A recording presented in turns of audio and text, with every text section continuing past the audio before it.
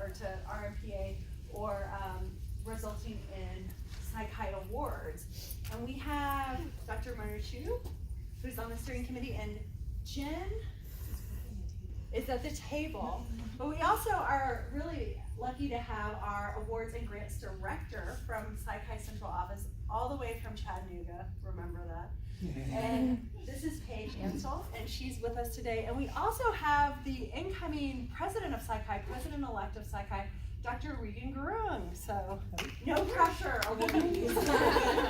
They've already got the awards, right? So between Dr. Gurung and I, we're going to be timing you. I have a student who's presenting a poster right now, so I may sneak away just to like take a picture and then run back up. But congratulations to all of the award winners, and I'm really excited to see your presentations today. It's so exciting to read them in abstract form and then actually be here at the conference and see them all live. So thank you all for being with us today. And we're going to start with our first presenter, Amy Nusbaum. And we're going to be looking at the use of open educational resources in introductory psychology. And this is an undergraduate project. We have 3 undergraduate winners this year and 3 graduate winners. So my little asterisks are all off. It's a guessing game. It's a guessing game. So Amy, take it away. Perfect. So as noted, I'm here to talk about the use of open educational resources in introductory psychology. I do have my Twitter handle on here. Feel free to tag me in what you're doing. And I also have my slides posted on my website, so you can access those after the fact. I like to do my thanks at the beginning of the talks because otherwise by the end you're bored. Hopefully not. But thanks to my collaborators, Dr. Carrie Cutler and Dr. Samantha Swindell, who I have absolutely no fun with. They're really boring people to work with, clearly. To the graduate TAs who taught these intro courses and to the students who took them, to Washington State University's Office of the Provost Affordable Learning Grants that funded this project, and the Open Education Group, for whom I'm a fellow, and the Hewlett Foundation, which funds my fellowship. So let's get started. I'd also like to acknowledge that Denver and this conference are on the ancestral lands of the Cheyenne and Ute peoples, and I would really encourage you to take this opportunity to think about the ways that colonization has framed your teaching and how we can work to decolonize that knowledge in our teaching practices while we're here in Denver. Okay, so I'm actually going to give away the moral of my talk at the very beginning. Textbooks are really, really expensive. I imagine a lot of you in this class or in this room are students. This is not a surprise to you. This is a graph of the rate of increase in textbook costs over the last about 15 years compared to recreational books. If you look at textbook costs over the last 40 or so years, they've risen at over 1,000%, which far outpaces the rate of inflation. Surprisingly, many students report that they're not buying textbooks, so the majority of students are reporting that they're not buying textbook, and the vast majority of those students who don't buy books report that they're concerned that it will have a negative impact on their course performance. We probably shouldn't be surprised that students aren't buying books, given that about half of college students report food insecurity. A large number of them also report housing insecurity. So when you're choosing between your basic needs and a textbook you may or may not open, it's probably not surprising that they're not choosing to buy them. Open educational resources are increasingly seen as a solution to this problem. These are materials that are openly licensed, so anyone can use and modify them, and they're offered at no cost to students. Most research that's been done in this area finds that OER either enhances student outcomes or doesn't make a difference. And in OER land, null results are perfectly fine. If we're saving students money and they're doing just as well, that's a cool result for us. Students and faculty also both report positive perceptions once they've used OER in their courses. Unfortunately, just due to the nature of this work and of pedagogical work broadly, many of these studies span across different semesters, different topics, different institutions. And so the goal of this study was to examine the use of OER in a more controlled setting, using students that are taking the same course at the same institution in the same semester. We use introductory psychology at WSU. This is a general ed course at our university, so it represents a wide swath of students at WSU, predominantly underclassmen, and it enrolls approximately 1,000 students each semester. It's taught exclusively by graduate students. students, with approximately 100 students per section and around 10 sections per semester. We collected these data in fall 2018, so these are fresh data. The graduate teaching assistants were assigned to use either commercial, which was the text that the department had been using for the last several years, or an open text. We used OpenStack Psychology here. 6 sections ended up being assigned to the open text and 5 used the commercial text. We had an uneven number. And then at the end of the semester, students completed a survey on their outcomes and perceptions. So just some descriptive data to start out with. Overall, students are reporting spending almost $300 per semester on textbooks. Keep in mind that a lot of students are reporting that they don't actually buy textbooks for every class. So this is $300, and they're probably not actually buying all their texts in that number. About half of students are reporting that high text costs have forced them to not use a required book in the past, also predominantly underclassmen, so this number probably grows over time. And of those students who didn't buy a textbook at some point, about 40% report that this has hurt their grades. So they believe that this is having a negative impact. And importantly, the effects of high text costs are not felt equivalently by our students. So the burden of high costs is not equivalent. We find over here on the y-axis, we have basically a derived variable looking at reports of low grades due to not buying text. So when they don't buy text, do they think it hurts their grades? Over here we have not first-gen students. Over here we have first-generation students. We have a main effect for first-gen status. So first-gen students are reporting that when they don't buy the text, it hurts their grade more. And we have an interaction between ethnic and racial minority status and first-gen status. So students who are doubly disadvantaged, who are both first-gen and ethnic and racial minorities, are most often reporting that when they don't buy the text, that hurts their grade. We're not sure at this point if this is due to them lacking social support networks or they don't know about tutoring resources. Not sure the mechanism there, interested in finding out, but right now this is what our data are showing. 20% of our students report that high text costs have at some point led them to take fewer courses. 14% report that it's led them to withdraw from a course, and 65% report that the text costs are at least very important in deciding how they take courses. So clearly text costs are affecting their college trajectory and their time to graduation in ways that are likely negative. Interestingly, there is a non-significant difference in the number of students who report reading the text overall. So one of the sort of hallmarks of open is we think that students are going to read the text more if it's free. Overall, that wasn't the case, and these, for those instructors in the room, this is probably like, about 55% of students in the open condition are reporting that they read and use the textbook. That's about 52% in the commercial condition. Again, this is different based on some student classifiers. So we do have a significant interaction between ethnic and racial minority status and condition, such that people who identify as ethnic or racial minority students are basically more helped by the open, so they're more likely to access the open book when they're assigned it. There's no significant effect of book type on book quality questions.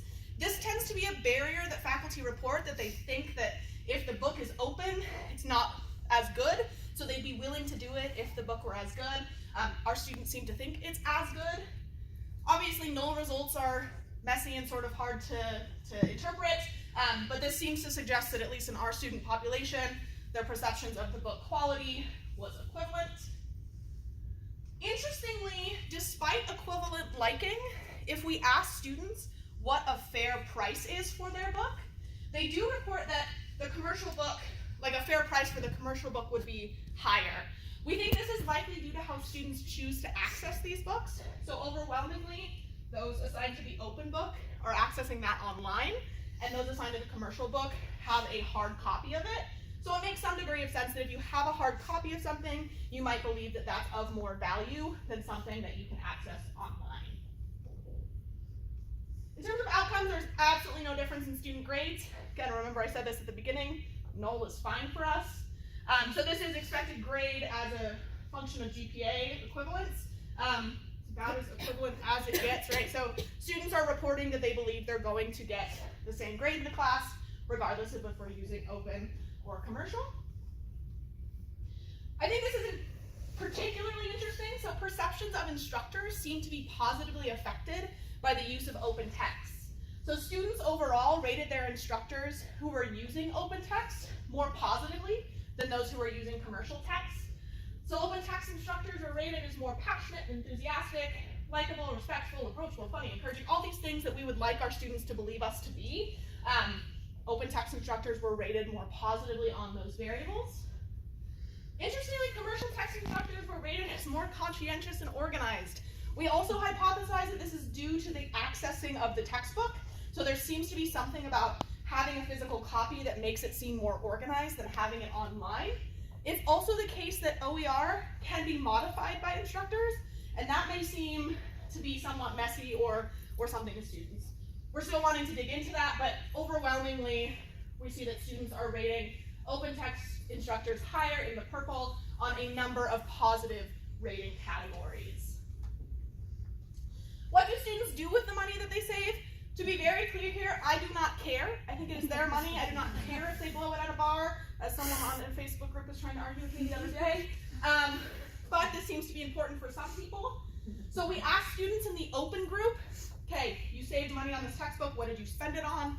We asked people in the commercial group, who were probably a bit annoyed by this question, not realizing that not spending it was an option, but we asked those students what they would have done if they hadn't have had to buy the textbook. And overwhelmingly, students are reporting that they're spending it on necessities. So over here, we have living costs, things like rent and food. Here are school costs. A lot of students report that they spent it on another textbook, or things like tuition, and then multiple reported. But overwhelmingly, students are in these two groups, right? They're spending it on the things that they need to live and exist as a student. I want to give you some student quotes here, just some qualitative data. Textbook costs add an extreme stress to my life that is not needed. Because of textbook costs, I have to pick up extra hours at work, sometimes working more than 20 hours a week, and on top of that, I have homework and class. This causes me not to sleep a lot and can impact my physical and mental health greatly. Paying for textbooks kept me from eating for a few days because I couldn't afford to. Right? That's pretty profound. And then finally, this one, which I don't want to call it a favorite because it's bad, but representative. Because textbook costs are so high, I have to work more to earn the money to purchase them. Because of this, I have less and less time to devote to schoolwork and studying for exams, and even less time to read textbooks that I am required to buy. So they become useless because the time I'm supposed to use reading them, I spend at work trying to pay for them. So we're asking students to buy these books, not recognizing or perhaps caring about the trade-off that means for our students' time. So to sum it up, your take-home message, if you forget everything I've said other than this, OER saves students money that they're spending on things that they need. Again, I don't actually care if they're spending at the bar, but while resulting in equivalent or better outcomes, and they're a tool for equity in higher education, right? They are a tool that we have available to us now to help level the playing field for some of our most marginalized students. So that is what I have for you. I'm also on the job market next year, so if anyone liked this talk, come talk to me. But that's what I have. Thank you. All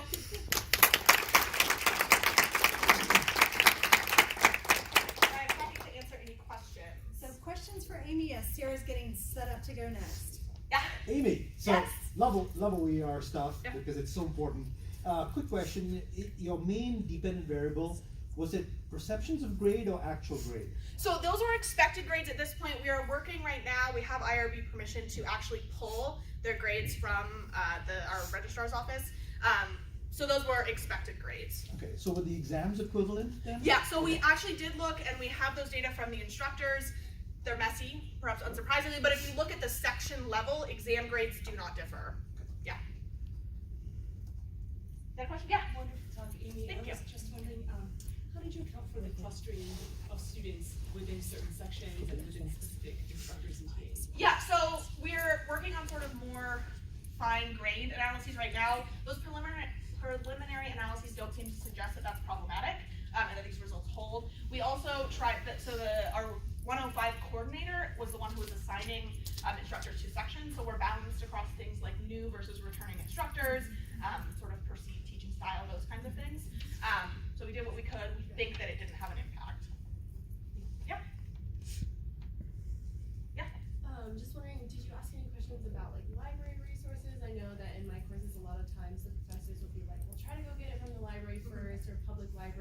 usually there's only one or two. Right. So I just wondered if you asked any questions like that. So we asked them to report on a set of behaviors that they did as a result of high text costs. So things like, did you illegally download the book? Did you use a reserved copy at the library? Students aren't really doing that. It seems like some of them qualitatively will report that they'll try to find a legal copy if they can, and they'll try and borrow it. That was the other thing that seemed to be relatively high in prevalence. But students aren't relying on the library resources. I think perhaps because when they do, there's not much recourse. We have 1,000 students in these courses, and maybe each section or each instructor is putting one in the library reserves, which isn't really particularly helpful. Yeah, but we did ask. People didn't seem to be engaging in those behaviors. All right, I think we're set for Perfect. Sarah.